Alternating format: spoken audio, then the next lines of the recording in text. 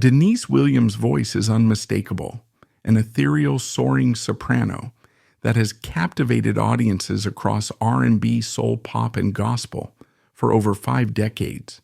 From her early days singing in church to touring with Stevie Wonder and topping the charts with Let's Hear It for the Boy, her career has been nothing short of extraordinary. But behind the success lies a story of resilience, faith, and artistic evolution. Join us as we dive into the life and legacy of Deniece Williams, a true vocal powerhouse whose music continues to inspire generations. Deniece Williams, born Deniece Chandler on June 3, 1950 in Gary, Indiana, grew up in a deeply religious household where music was an essential part of daily life. Her family were devoted members of the Pentecostal Church, a faith known for its passionate worship and strong emphasis on music. In this environment, singing was more than just an activity. It was a way to express devotion. And from an early age, Deniece was immersed in gospel music. Unlike children who were exposed to a variety of musical genres, she was strictly limited to gospel, reinforcing her spiritual connection to music and shaping her vocal style. Even as a child, Deniece displayed exceptional vocal talent. She actively participated in church choirs, quickly standing out for her powerful and expressive voice. In Pentecostal traditions, choir singing often encourages spontaneous vocal expression, allowing singers to explore their range and emotions freely. This gave Deniece the opportunity to develop vocal control, passion, and the distinctive sound that would later define her career. For her, singing was not just performance. It was a deeply personal and spiritual experience. Growing up in Gary, Indiana presented its own challenges.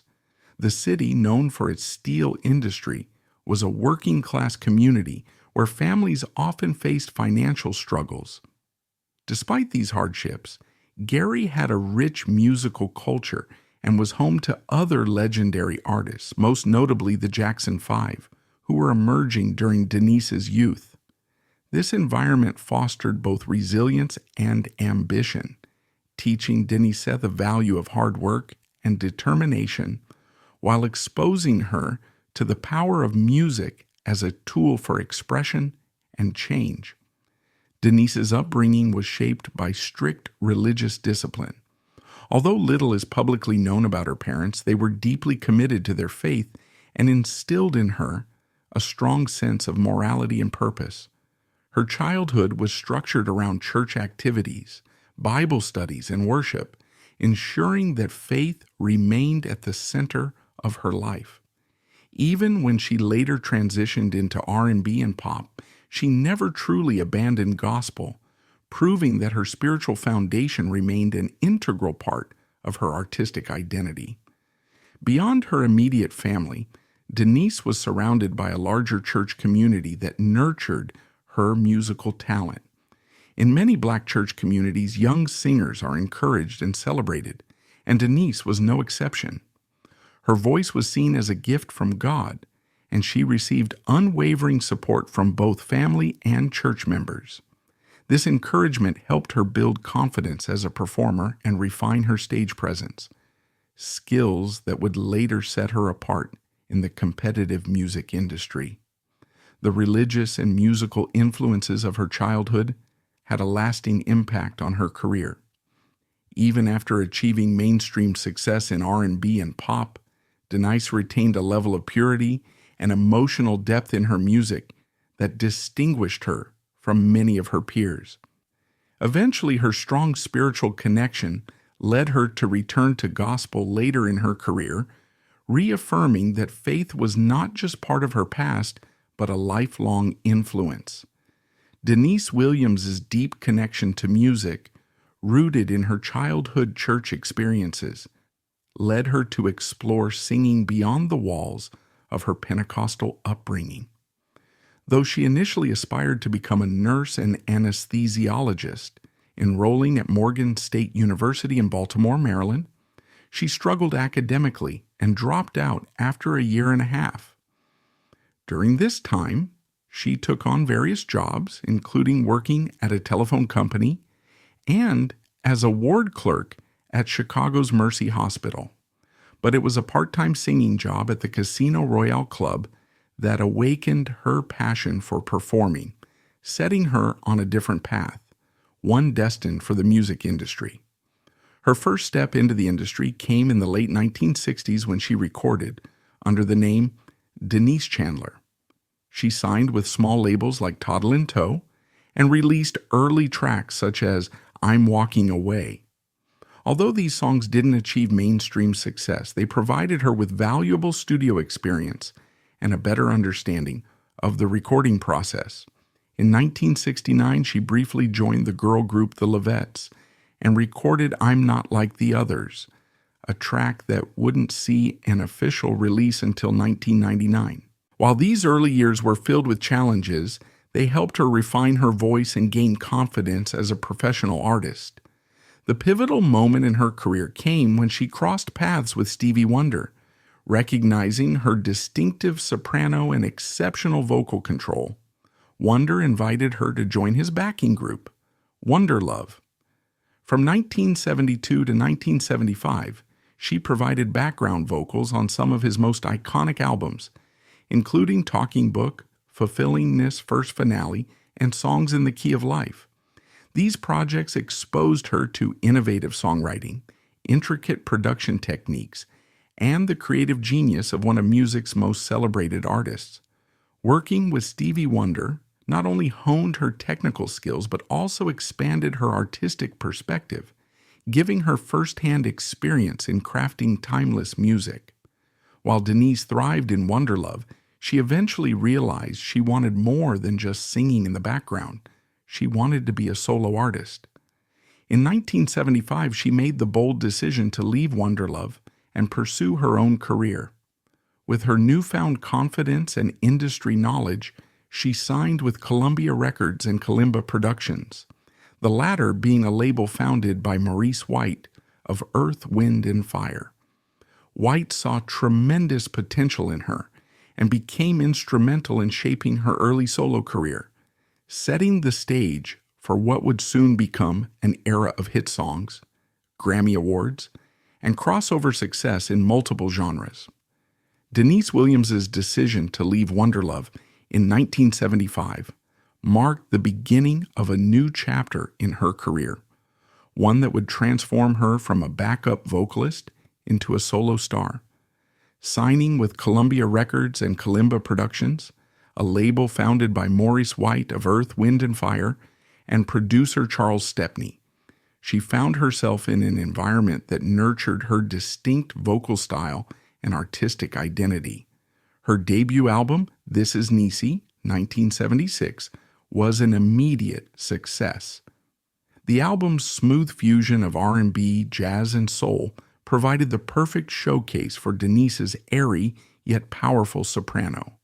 Its breakout hit, Free, became a defining moment in her early solo career, soaring to the top of the UK singles chart and performing well in the US. The song's delicate and ethereal vocal delivery set her apart from other R&B singers of the time, solidifying her reputation as a unique talent in the industry. The album itself earned gold certification in the US and silver in the UK, proving that Deniece had successfully transitioned from a background singer to a formidable solo artist.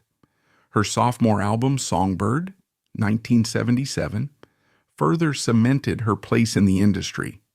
With the hit Baby, Baby, My Love's All For You, she demonstrated her ability to balance softness with emotional intensity, a signature of her vocal approach. The album was another success, and even though producer Charles Stepney passed away before its completion, Maurice White stepped in to ensure the project maintained its artistic vision. As the late 1970s progressed, Deniece's reputation as both a solo artist and a collaborator continued to grow. She worked alongside Roberta Flack, Maurice White, and jazz fusion group Weather Report, demonstrating her ability to navigate between different musical styles. Her 1979 album, When Love Comes Calling, embraced a more upbeat, funk-infused sound, with singles like I've Got the Next Dance, a disco hit that became a staple in clubs. The album marked a slight departure from the soft, romantic ballads that had characterized her earlier work, showing her versatility as an artist willing to experiment with new sounds. Entering the 1980s, Deniece continued her streak of success with albums like My Melody, 1981, and Niece, 1982. These albums contained some of her most beloved songs, including Silly, a heart-wrenching ballad that became one of her signature songs, and It's Gonna Take a Miracle, a cover of a 1960s classic that she transformed into a powerful gospel-tinged R&B anthem. These songs showcased her extraordinary vocal control, effortlessly gliding between angelic high notes and soulful depths, captivating audiences and critics alike. Her defining mainstream moment came in 1984 with the release of Let's Hear It for the Boy, a high-energy pop anthem that reached #1 on the Billboard Hot 100. Featured on the Footloose movie soundtrack, the song was an instant hit, capturing the joyful and upbeat spirit of the era. It became an anthem of the 1980s, playing on radio stations, in clubs, and at celebrations worldwide. This success propelled Deniece further into the mainstream, proving that she could masterfully transition between genres, from R&B to pop, while still retaining her unique vocal style. However, despite her growing fame in the pop world, Deniece felt an increasing pullback toward her gospel roots. In the mid-1980s, she participated in the Jesus at the Roxy event alongside Philip Bailey, Billy Davis, and Marilyn McCoo, a gathering that resulted in over 300 people converting to Christianity. This experience reinforced her spiritual connection to music and became a defining moment in her personal and professional life. Her commitment to her faith became even more evident at the 1985 Grammy Awards, where she made a bold decision that surprised both her label and her audience. Instead of performing her chart-topping hit Let's Hear It for the Boy, she chose to sing God is Amazing, a gospel song that reflected her deep spiritual beliefs. This decision created tension with her record label, as it was seen as a missed opportunity to further establish herself in pop music. However, for Deniece, it was a statement of artistic and spiritual integrity. In 1986, she fully embraced gospel with the release of So Glad I Know, her first gospel album. The project was a success, resonating with audiences who had followed her since her early church singing days. The album earned her a Grammy Award for Best Gospel Performance by a Duo or Group, marking the beginning of a new era in her career. Though she had achieved massive success in pop and R&B, her return to gospel was a testament to her unwavering commitment to her faith. In 1987, Deniece released her 10th studio album, Water Under the Bridge, marking her return to R&B after her gospel success. The album showcased a mature and polished sound, blending contemporary R&B with elements of jazz and pop. It reached #1, 39 on the Billboard Top R&B Albums chart, proving that she still had a strong presence in the secular music scene. The lead single, Never Say Never, became a hit, climbing to #6 on the Billboard Hot R&B Songs chart and #23 on the Billboard Dance Club Songs chart.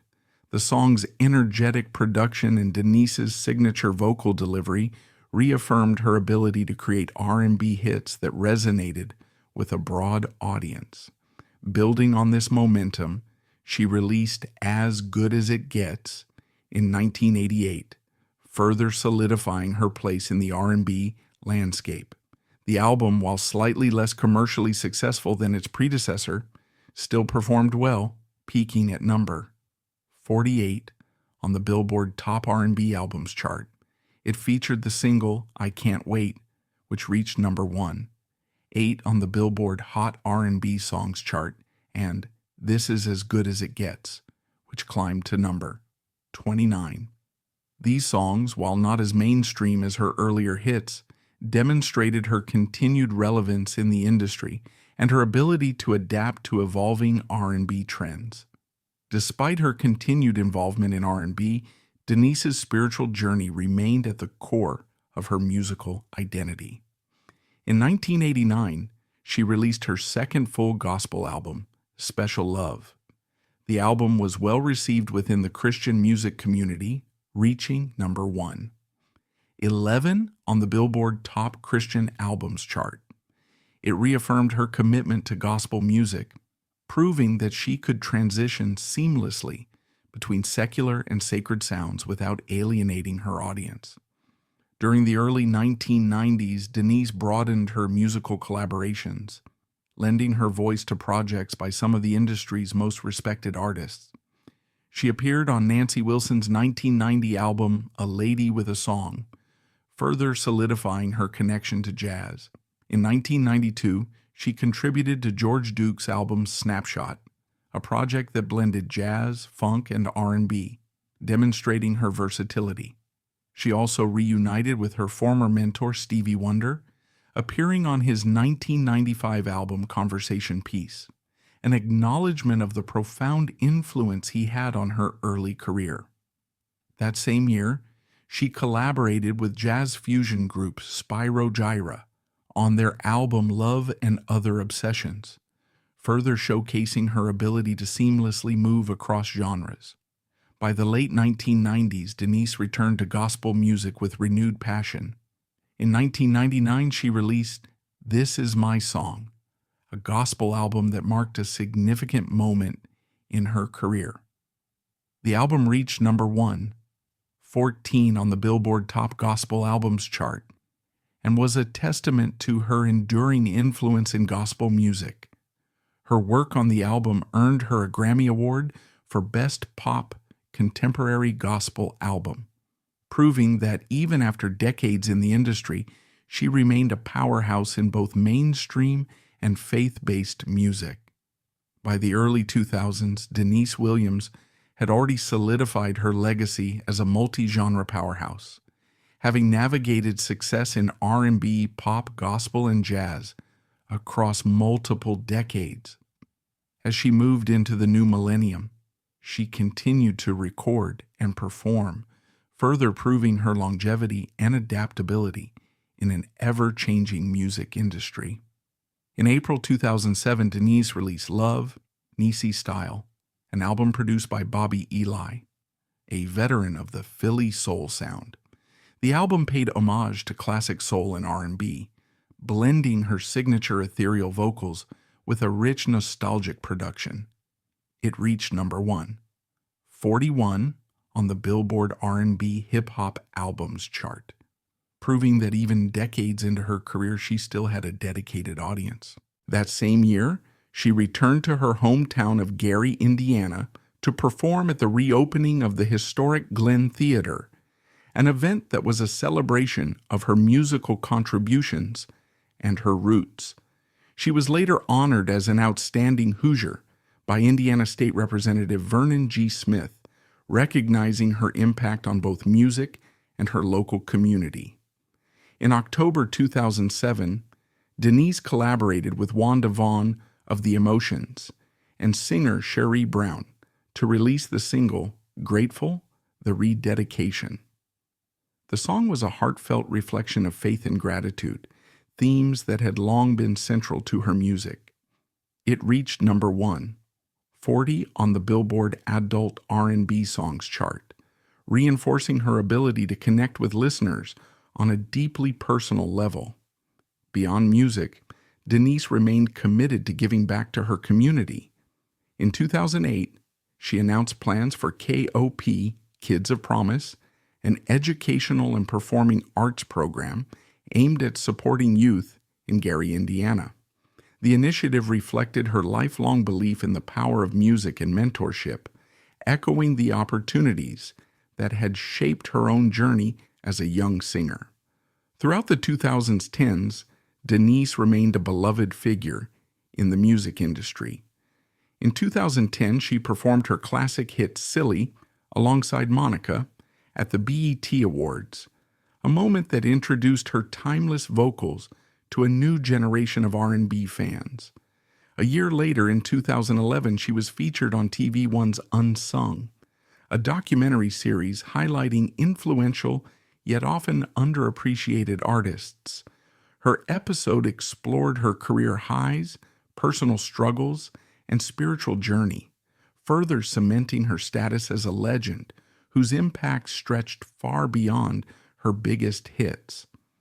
That same year, she collaborated with Cliff Richard on his album Soulicious, demonstrating once again her ability to blend seamlessly into different musical styles. Deniece continued creating new music, proving that her artistic spirit remained as strong as ever.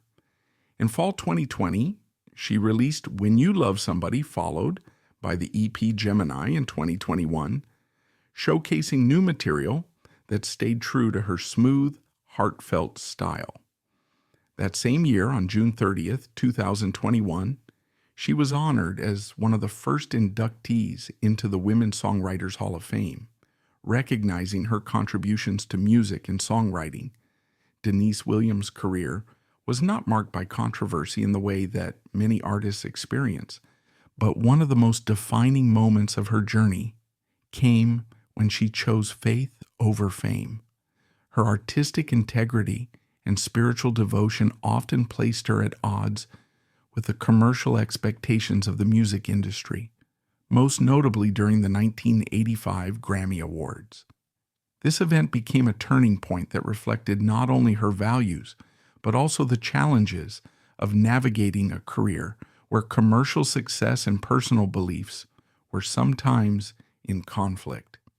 In 1984, Deniece had reached the pinnacle of mainstream success with her pop hit, Let's Hear It for the Boy. The song was a runaway success, soaring to #1 on the Billboard Hot 100, becoming a defining anthem of the decade and securing its place on the Footloose movie soundtrack. The overwhelming popularity of the song made Deniece a household name, and her record label saw this as the perfect opportunity to push her further into the pop industry. By the time the 1985 Grammy Awards arrived, she was expected to perform the song to capitalize on its momentum, reinforcing her status as a chart-topping pop artist. However, Deniece had a different vision. Instead of singing the song that had made her a pop superstar, she took a bold step and performed God is Amazing, a gospel song that deeply reflected her faith. This decision shocked her record label and many in the industry, as it was widely seen as a rejection of commercial expectations in favor of a personal spiritual statement. The label had hoped she would use the moment to solidify her position in pop music, but Deniece instead prioritized her beliefs over industry pressure. This move, while admired by those who respected her faith, created tension with her label. From a business standpoint, Deniece was at a career peak, and continuing with pop hits could have led to even greater commercial success.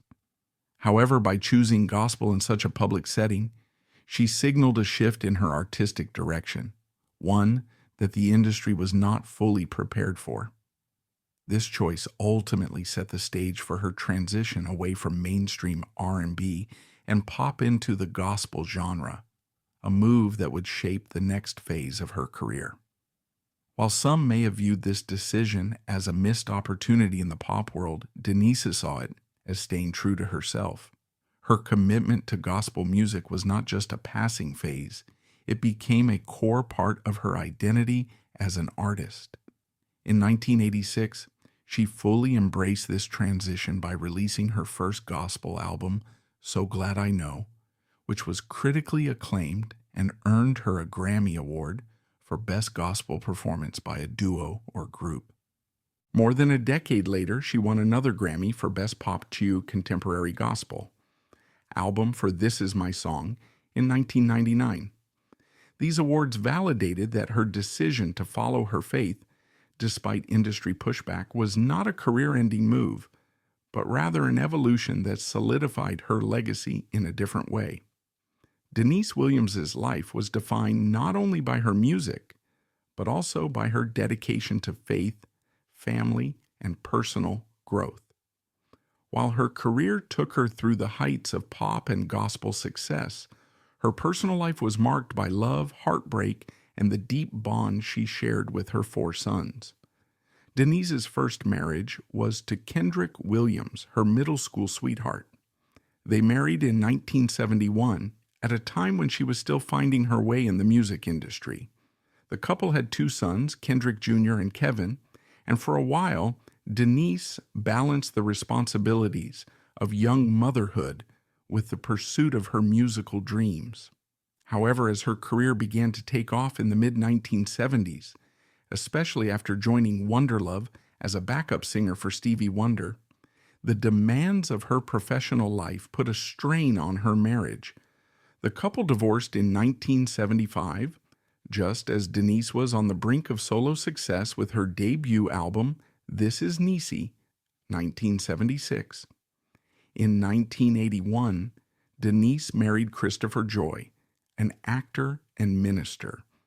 This period in her life coincided with her growing interest in spirituality and her gradual shift toward gospel music. However, the marriage was short-lived, and they separated in 1982, finalizing their divorce later that year. Although brief, this relationship reinforced Deniece's connection to faith, as Christopher's role as a minister likely influenced her evolving perspective on her career and personal values. Her longest marriage was to Brad Westering, whom she wed in 1986. By this time, Deniece had fully embraced gospel music, releasing So Glad I Know that same year. This marriage brought 2 more sons into her life, Forrest and Logan.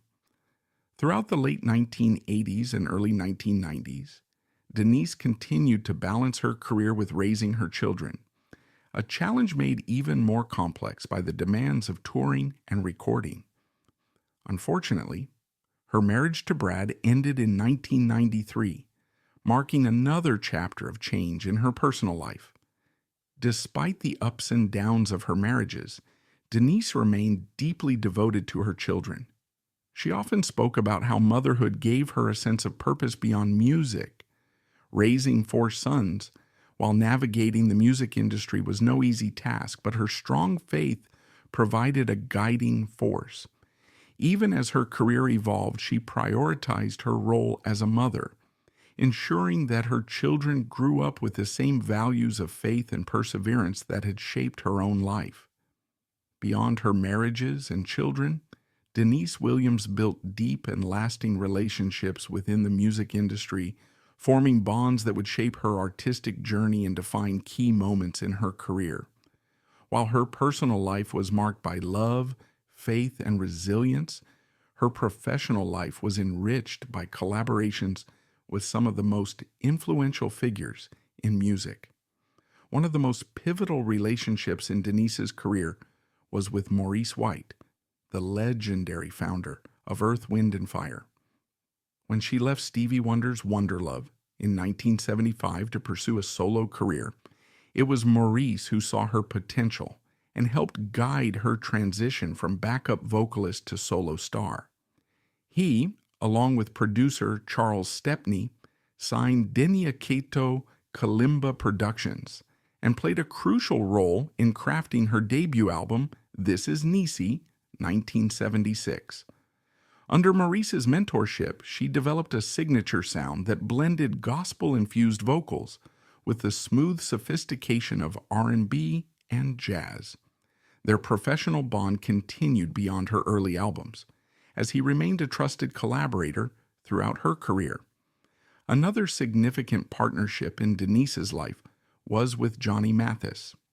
Their collaboration resulted in the timeless duets Too Much, Too Little, Too Late, and You're All I Need to Get By, both of which showcased her ability to create magic in a duet setting. Their voices blended effortlessly, leading to a close friendship and continued collaborations over the years. Too Much, Too Little, Too Late became a #1 hit on the Billboard Hot 100, proving that Deniece's appeal extended beyond solo performances and into the realm of classic duets. Deniece also worked with George Duke, a celebrated jazz and R&B musician, and Nancy Wilson, a jazz icon. These collaborations reinforced her versatility as an artist, allowing her to navigate multiple genres while maintaining her signature vocal style. Working with musicians of such high caliber further refined her artistry and expanded her reach beyond R&B and pop into the worlds of jazz and gospel. Despite the industry pressures she faced, Deniece always valued the relationships she built along the way.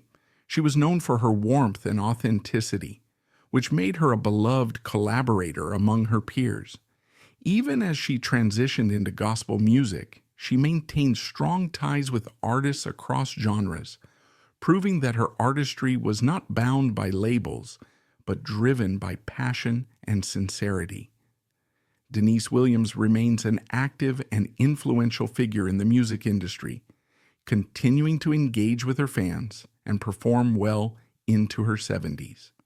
Despite a career spanning over 5 decades, she has maintained a strong presence both online and on stage, proving that her talent and passion for music are as vibrant as ever.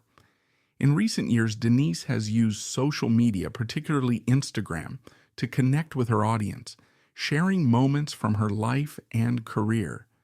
This digital presence allows her to remain relevant in an ever-changing industry where artists from her era often fade from the public eye. Her ability to adapt and embrace modern platforms demonstrates her enduring commitment to music and her fans.